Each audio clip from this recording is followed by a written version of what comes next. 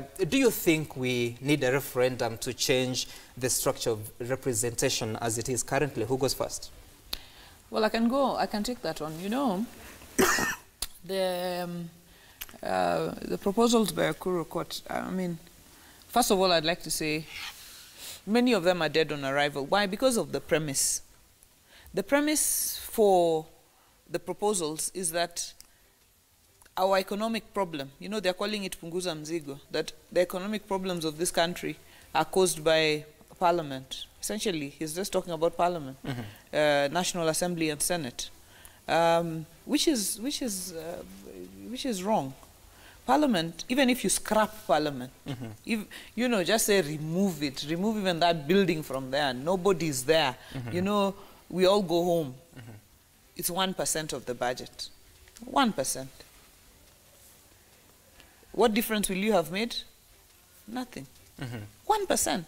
So, premising a whole referendum question around what you so-called overrepresentation is out of the question. Secondly, when you start talking about removing constituencies and so on, you touch on the heart and soul of the people. You know, people, if you want to know that people really care about constituencies and so on, look at the boundary demarcation that happened in, which year was that? When we last, it was 2012. Yeah, was it 2012? That's when it was concluded. It's now 10 years. So it must have been 2008, 2009, that time.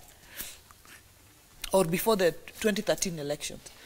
People were very passionate about it. Where are you taking our headquarters?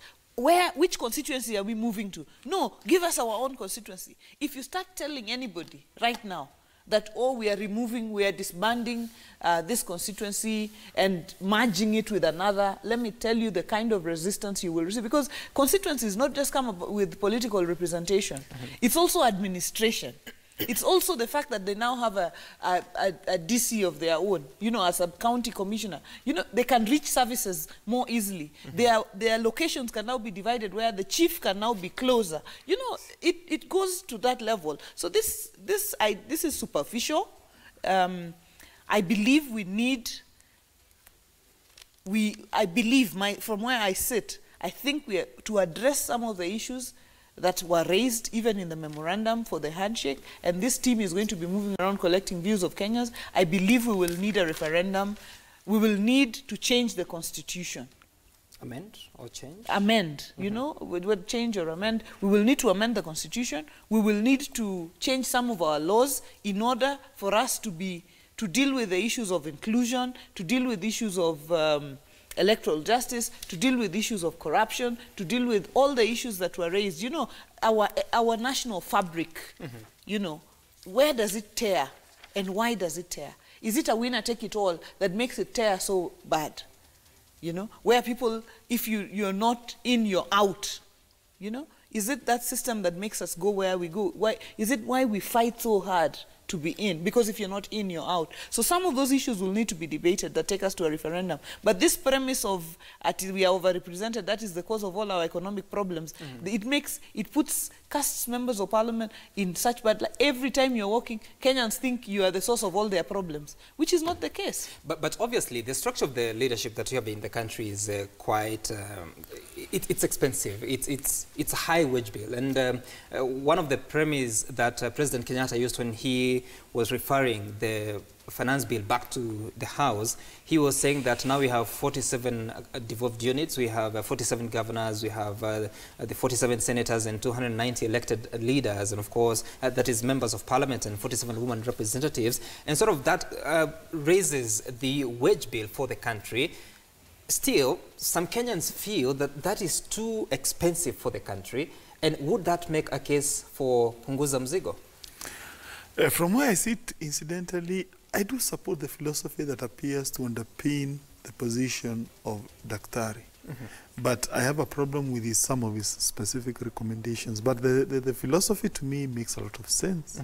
I say that because I can give you a good example with CDF. From where I sit, CDF is one of the most important funds that we have.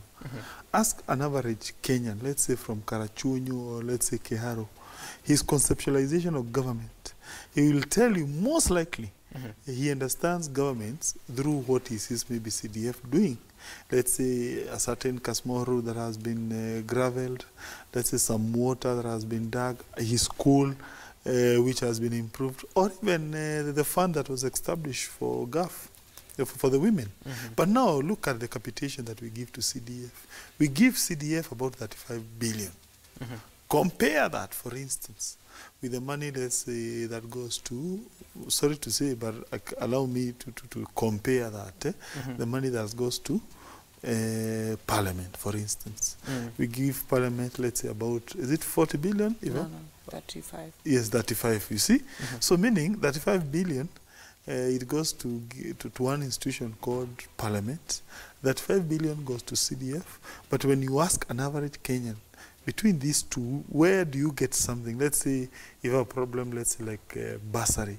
You want to educate your child. Most likely that person is going to mention CDF. So to that extent, when you look at other structures, leave alone Parliament, things like so many commissions that we have in this country. We have 13 constitutional commissions. So we have so many other independent offices. Which so what is the solution? Is it so to me, abolish them or no. To me, I think the idea should be, in my own opinion. Of course, I agree. Some offices needs to go. There's no doubt about it. For instance, some commissions. This country, in my own opinion, should not be having 13 constitutional commissions. Do you have examples? Yes. I strongly believe, for instance, Kenya National Human Rights Commission should be matched with that commission that deals with women issues. Women issues are human rights issues. When you match them, Gender and Equality Commission, or which one? Yes, yes. To me, those are human rights issues. The one commission can do functions for both. From where I sit, for instance, we have so many commissions dealing with issues of the police. Again, in my own opinion, we need to consider whether we need to merge them. So there are so many, there is a lot of duplication. Senator, when these commissions were being crafted, they were to resolve a certain problem that the society was having. Scrapping them would sort of state we have failed. You see, I am not saying you scrap them, then there's no one who is going to undertake those roles which were being performed by those commissions previously. I'm arguing for efficiency. You bring them together. We did that in agriculture, by the way, remember. Before a certain law which we established last parliament called Alpha, which amalgamated so many parastatals into one giant parastatal. We used to have so many sector-specific entities. In agriculture, for instance, there was a tea board, there was a coffee board, there was a sugar board, so many of them, until one parliamentarian in their wisdom, they merged all those entities, they collapsed them into one entity. And that way we saved taxpayers money. So to that extent, I think also the same philosophy, in my own opinion, should be considered when you are looking at the Constitution, so that you reduce the so-called top-heavy bureaucracy, which in my own opinion, it only serves certain politicians.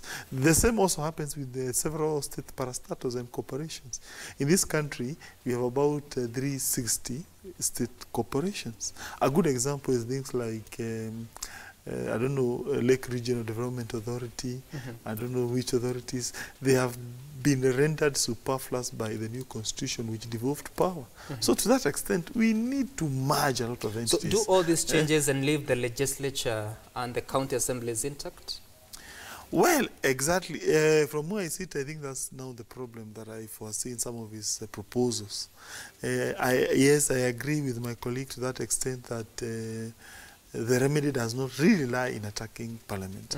I strongly believe at times people have this tendency to attack Parliament because either these are people they elect, so they are amenable to attack. But even if you were to, I don't know, reduce constituencies, of course you are going to run into so many problems. Sure. It is impossible, for instance, to abolish a constituency. I know the political fracas that we are going to generate by such an attempt is not even worthwhile. So therefore, I can tell Daktari is being naive. There are areas that so some of your, majority of your proposals will not see the light of the day because they connote huge political sacrifices, which I know that most likely can't happen. However, there are areas, in my own opinion, and I would agree with him, that we need to fight bureaucracy. We need to collapse some of the state functions. That one I concede, but not through some of his ideas, which to me they are quite naive. And at 9 o'clock, we have the opportunity to speak to Dr. Ekuru Okot, the party leader of the Third Way Alliance, to really give us details about this proposal to reduce the baggage, punguza mzigo. Yeah, punguza mzigo. I think, you know, I agree with Senator Irungu that we need to have a wholesome conversation. Let's look, okay, which commissions, how much do they cost? Where is the exact problem? Where is the problem in terms of this weight? Some things could go, some budgets could reduce. It's okay. What I am against, and which I think is the premise of Third Way Alliance, is the fact that all the problems this country is going through economically is because of Parliament. And because Parliament's budget needs to be reduced from 35 billion to 5 billion. I mean, we have to be practical. We have to, I sat in the Parliamentary Service Commission in the last Parliament, and I know that there's, I mean, our budget is 1%. So if we want to resolve our economic problems, our social problems, let's have a conversation. And maybe this is a basis to have a broader conversation, but I wish it was broader. I wish we were talking about things beyond just thinking that Parliament is the whole problem. I see people coming and saying, scrap position of women rep, because that is our problem. You know, why? Scrap Senate, why? What have 47 elected people done so much that scrapping them is what will bring this? We need to look at the cost of running government. How do we, by how much? How do we deal with the matter of corruption? And the president has started a very good journey. There are officers in this country that have now come to life. Office of the DPP, Office of the DCI. How do we resource them? How do we resource them to the point where they're able to save Kenyans? Because you're talking about 30 billion. Even if you scrap Parliament, you'll raise 30 billion. Then you're looking at 300 billion annually. We are losing in just corruption here, corruption there. Should we be focusing on scrapping this thing, or should we be focusing on strengthening our abilities to recover or to stop the pilferage? Our institutions. Yeah. So when you talk about that, the Build Bridges team that is concerned about building bridges, or rather, after the handshake that happened, and you said that there will be need to have a referendum at some point. Are you talking about the executive structure or the legislature, or what exactly do you think should be changed so that ultimately it will also reduce the cost of running government? I think there are going to be many things. I think it has to be a broad discussion. The structure of the executive, as far as inclusivity and so on is concerned, that is a conversation that we must have as Kenyans. The structure of the legislature, if there is need, we must have that conversation as Kenyans. You know, should we have cabinet secretaries coming from Parliament or not? Should we have, you know, just efficiency of government and the way the delivery is done. Constitutional commissions, we're talking about that. We're talking about how do we fight corruption? What is it that we must include within our constitution that ensures that that nobody gets away with corruption? You know, for example, right now, if you're charged, you still just assume your office, continue until the day you're convicted. No. And then you appeal. You know, and then you appeal, and then it takes forever. Right. Should it be that if you're a public officer, the moment you're charged in a court of law, you have to step aside? You know, should that be a matter of law? The moment Parliament mentions you adversely in their reports and so on and so forth, what happens? How are we making these things work for us and work for Kenyans? Kenyans right now are concerned about their ability to survive, you know, because the cost of living has become so high that Kenyans are worried. And that's the reason they're pointing at Parliament. They think maybe all the money is going to Parliament or all the money is going wherever. But how do we deal with corruption to the point where the benefits of that fight against corruption trickles down to Kenyans in the sense that government has enough resources, it doesn't have to overtax the common man, it doesn't have to, you know, it can give subsidies, you know. Right now we are giving free secondary education, but then free day secondary, but then students still have to pay for lunch. If government can collect a bit more resources, then it means we can even provide lunch in our secondary day schools, sure, so that parents have a less and less load. We can even now have uniforms being provided by government, so that a kid just has to walk in and wear a uniform, have his books, have everything, and walk out. Right. You know, with those kinds of programs that reduce baggage in Kenyans, can we reduce the cost of energy?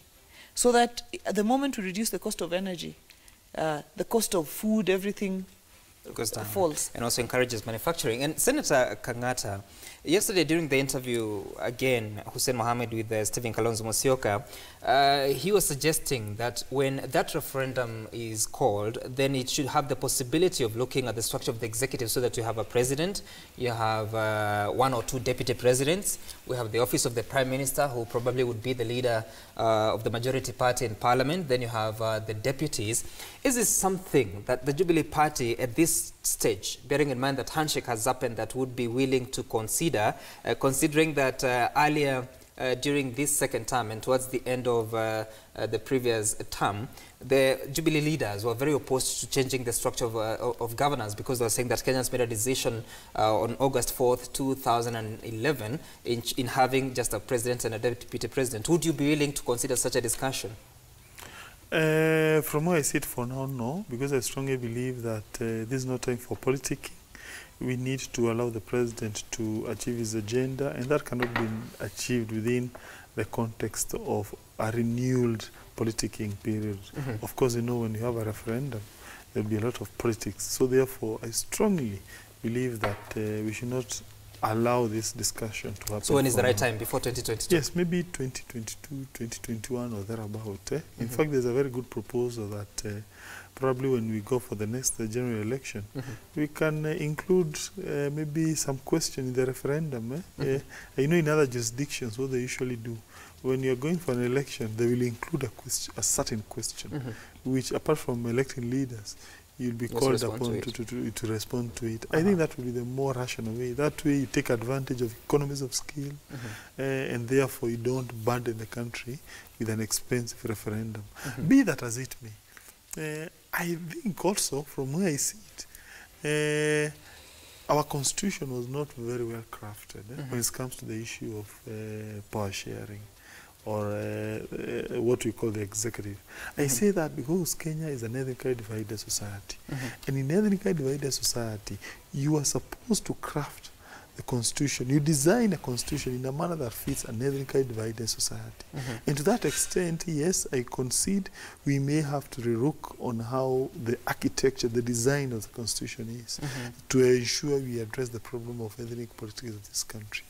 In other societies, they have come up with various ways. We have, for instance, what we call, you establish a grand coalition design system. The one that was obtaining in Kenya, for instance, between 2008 to 2012. That one, we call it a constitutional democracy. It is the one that is obtaining in Lebanon, it is the one that is obtaining in a place called Switzerland, it is the one that is obtaining in Northern Ireland. But of course, there are critics to those systems.